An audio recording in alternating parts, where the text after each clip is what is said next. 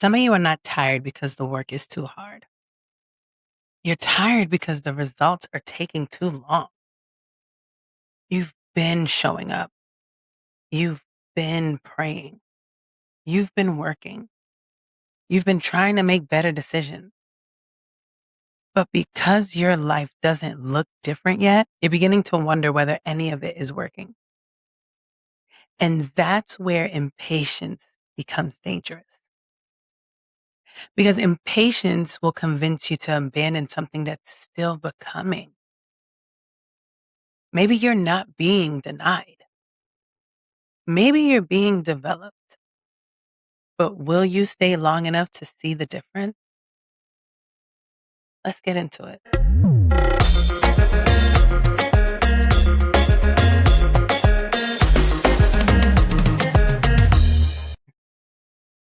Welcome to Shou Talks, the house where we don't just talk about growth, we build it. Because awareness is the blueprint, intention is the foundation, and legacy is the keystone. Every episode invites you into a different room of the house, where together we'll challenge the way we think, live, lead, and build. Today's room is the patience room.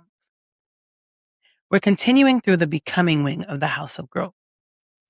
We've already walked through discomfort, where growth first begins to stretch us. Then we entered failure, where we learned not to confuse an unsuccessful moment with an unsuccessful identity. And now we arrive at patience, because after discomfort exposes you and failure teaches you, patience asks whether you're willing to continue becoming without immediate proof that the process is working. Today, we're going to challenge the idea that patience means doing nothing.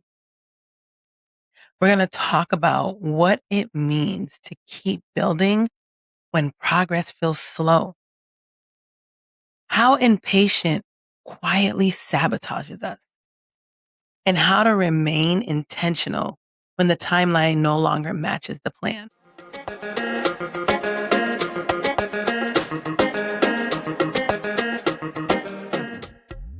The patience room represents the space between what you started and what you're still waiting to see. It's a distance between the decision and the result, between the planting and the harvesting, the prayer and the receiving, between deciding who you want to become and actually becoming that person. Most people misunderstand patience because they think it means sitting still and waiting for life to happen. But patience is not passive. Patience is active trust. It's continuing to do what the season requires, even when the season is taking longer than you expected. Patience is waking up and doing the work again and again and again. It's choosing discipline when motivation has disappeared. It's allowing healing to take the time it needs. It's refusing to force relationships, opportunities, decisions, or outcomes simply because waiting makes you uncomfortable. And mastering this room matters because impatience has consequences. When we become impatient, we start reaching for shortcuts. We accept opportunities that don't align with us because we're afraid another one won't come. We stay in relationships that are wrong because we're afraid of starting over. We rush our healing because we want to prove that we've moved on. We compare our beginning to someone else's middle and start questioning whether we missed our opportunity. But before we can build anything, we have to become aware of what's really happening. So ask yourself, Are you genuinely being redirected? Or are you simply uncomfortable because the process is taking longer than you wanted? Because those two are not the same. I've had several seasons in my life where I believed that working hard should automatically mean I move quickly. I thought that if I did the right things, made the right decisions, and stayed consistent, the results would arrive on the timeline I created in my head. And when they didn't, I would immediately start questioning myself. Maybe I chose the wrong path. Maybe I wasn't doing enough. Maybe I needed to change the entire plan. Maybe everyone else knew something that I didn't. I would look around and see people announcing promotions, launching new businesses, growing platforms, reaching milestones, or stepping into opportunities that I had been working towards. And even when I was happy for them, I would quietly wonder, when is it going to be my turn? That question created pressure. And pressure made me feel like I had to move faster, do more, and constantly prove that I was making progress. But eventually, I became aware of something. I wasn't only frustrated by the wait, I was allowing the wait to change how I saw myself. I had started treating delayed results as evidence that I wasn't capable. I was measuring my worth through momentum. When things were moving, I felt confident. When things slowed down, I started doubting everything. And the awareness that changed everything was realizing that a slow season is not always an empty one. Some seasons don't produce visible results because they're producing internal capacity. They're developing your judgment, your discipline, your boundaries, your confidence, your voice, your ability to carry the very thing you keep asking for. What I couldn't see before was that preparation, that doesn't always look like the progress while you're living through it. But that doesn't mean nothing's happening. Patience is not the absence of progress.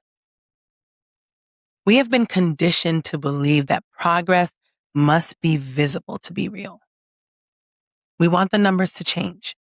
We want the opportunity to arrive. We want people to recognize the work. We want the business to grow. We want our bodies to transform. We want the relationship to improve. We want the healing to feel complete. But some of the most important growth happens before anyone, including you, can see the evidence. Think about a house. Before the walls go up, the ground has to be prepared. The foundation has to be measured. Materials have to be selected. Systems have to be placed where they will eventually be hidden. From the outside, it may look like very little is happening. But what happens underneath determines whether the structure can stand. Your life is no different. The quiet work matters. The unseen decisions matter. The days when you show up without applause matter. The small changes that feel insignificant matter. Awareness shows us that slow progress is still progress. Intention determines whether we'll continue honoring it. Instead of asking, why am I not there yet? Ask, What's being built in me right now that I'm going to need when I arrive? That question changes the weight from punishment to preparation. Impatience makes us force what doesn't fit. Impatience doesn't always look dramatic. Sometimes it looks like over explaining yourself because you need someone to understand you immediately. Sometimes it looks like saying yes to an opportunity because you're scared another one won't come. Sometimes it looks like committing to a relationship before trust has had the time to develop. It looks like constantly changing strategies because the current one didn't produce instant results. Sometimes it looks like expecting yourself to heal from years of pain in just a few weeks. And sometimes impatience looks productive. It looks like movement, ambition, doing more. But movement without intention, that can take you further away from where you're supposed to be. Not every open door is your door. Not every opportunity needs an immediate answer. Not every delay needs to be fixed. And not every season needs to be accelerated. There are things you can only recognize when you stop rushing. Patience gives you the space to ask, does this align with who I'm becoming? Am I choosing this because it's right or because I'm afraid of waiting? Am I making a wise decision or am I trying to escape discomfort? Awareness shows us where urgency has replaced wisdom. Intention helps us slow down long enough to choose differently. Patience requires participation. Patience is not sitting around hoping something changes. Patience still works, still prepares, still learns, still applies, still has difficult conversations, still honors boundaries, still goes to therapy. Patience still rests when rest is required. There's a difference between waiting faithfully and avoiding responsibility. You cannot call it patience when you refuse to take the next available step. You cannot say you're waiting for the right opportunity when you haven't prepared yourself for it. You cannot say you're waiting for healing while continuing to protect the habits that keep reopening the wound. You can't say you're waiting for change while repeating the same decisions. Intentional patience asks, what is mine to do in this season? Maybe you can't control when the door opens, but you can decide who you'll be when it does. Maybe you can't control when the results appear, but you can control whether you continue doing the work. Maybe you can't control another person's growth, but you can control the boundaries you establish while they're figuring it out. Patience is not surrendering your power. It's placing your energy where it can actually make a difference. Awareness shows us what needs to change. Intention determines what we do next. Powerlifting has taught me that there is no shortcut around patience. You can want to be stronger. You can believe you are capable of lifting more. You can visualize the number. Go ahead. You can tell everyone what your goal is. But when you step up to the bar, the weight only responds to what you have prepared your body to do. It does not care how badly you want it. Strength is built through repetition, through technique, through recovery, eating properly, sleeping, doing the exercises that are not exciting, through returning after a missed lift and figuring out what needs to change. Shout out to Lori. There have been times where I knew I was capable of more, but my performance didn't reflect it. That could be frustrating because you start asking, why am I even still here? But the intentional response is not to load the bar recklessly just to prove a point. It's to return to the work, review the lift, correct the weakness, trust the program, take the smaller increase, build the strength you can't fake. That process had taught me to stop treating patience like a delay and start seeing it as a part of the training. Because the goal is not to just lift the weight once. The goal is to become strong enough to carry it. And that lesson applies far beyond the gym. We often ask life to give us more without asking whether we have built the capacity to sustain. We want the platform, but are we ready for the responsibility? We want the relationship, but have we learned how to communicate? We want the opportunity, but have we built the discipline required to manage it? We want the legacy, but are our everyday choices aligned with what we say we want to leave behind? Intentional patience changed the question for me. Instead of only asking, when will I get there? I began asking, how do I need to train for where I'm going? Take a moment and be honest with yourself. Not with the version of you that has all the right answers. The real you. Ask yourself, where in your life are you avoiding awareness because you don't want to admit that impatience is influencing your decision? Where have your intentions drifted because the results are taking longer than you expected? What decision do you need to make this week that proves you are still committed to the process, even without immediate validation? Be specific. Maybe you need to recommit to a habit.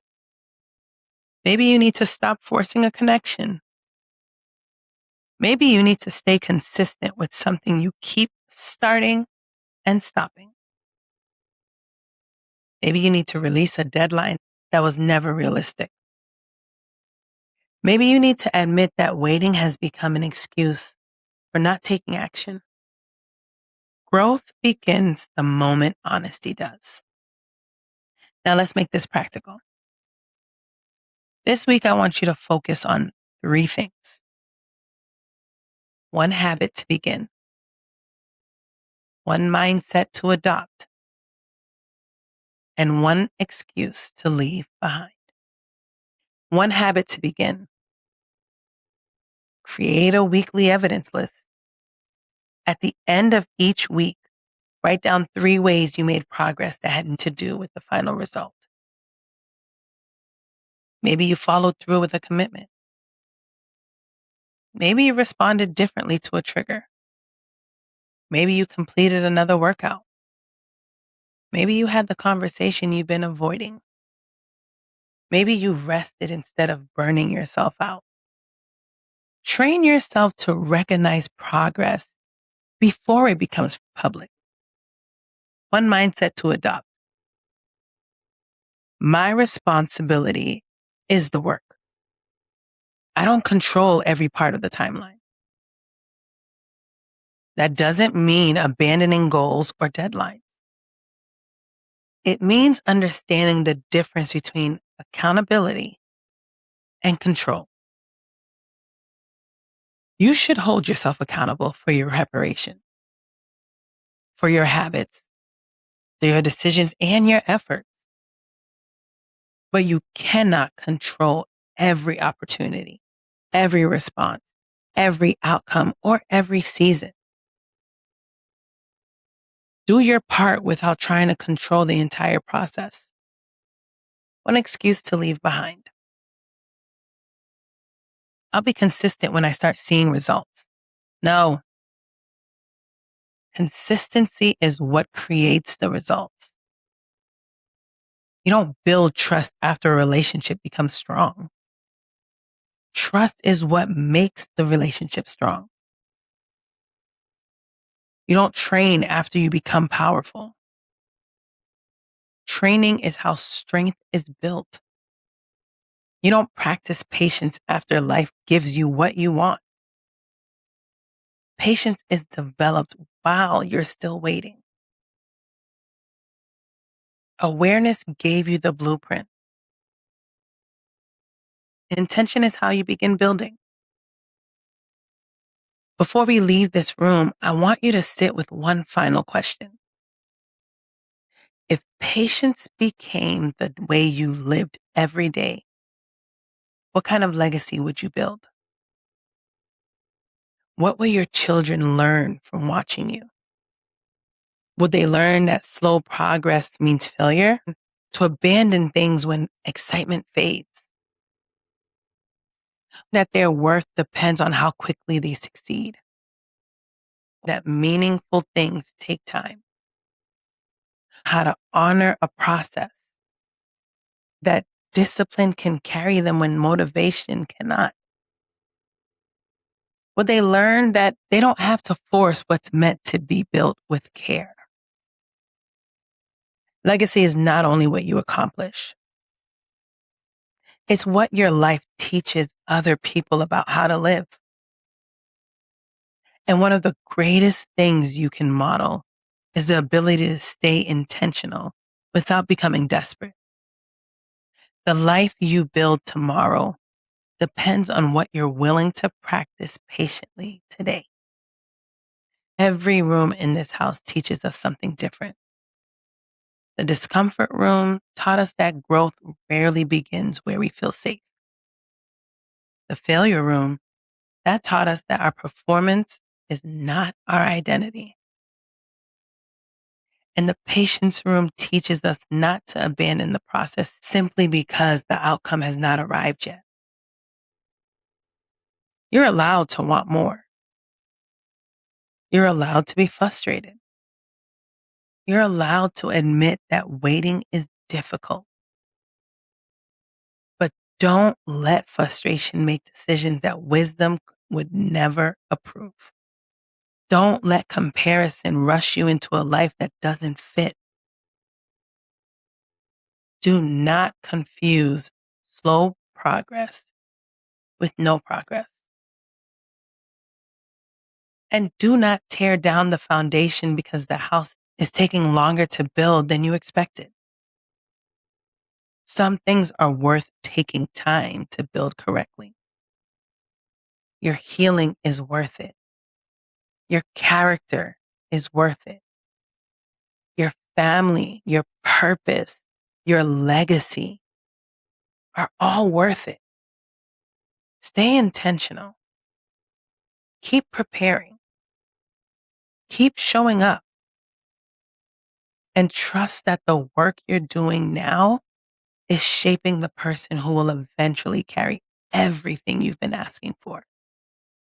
If today's conversation challenged you, encouraged you, or gave you something to reflect on, share it with someone who may be struggling with their own timeline. Be sure to follow and subscribe to Shou Talks on YouTube and all podcast platforms so you never miss a room. And join the conversation in the comments. Where is life teaching you patience right now? Thank you for hanging out with me. Every room we enter is an invitation, not to judge your life, but to examine it. Take what resonated, leave what didn't, but do not ignore what convicted you. You are allowed to evolve out loud. Tune in every week and step into the next room with me. Until next time, protect your peace, honor your growth, and keep building your house. I'll see you in the next room.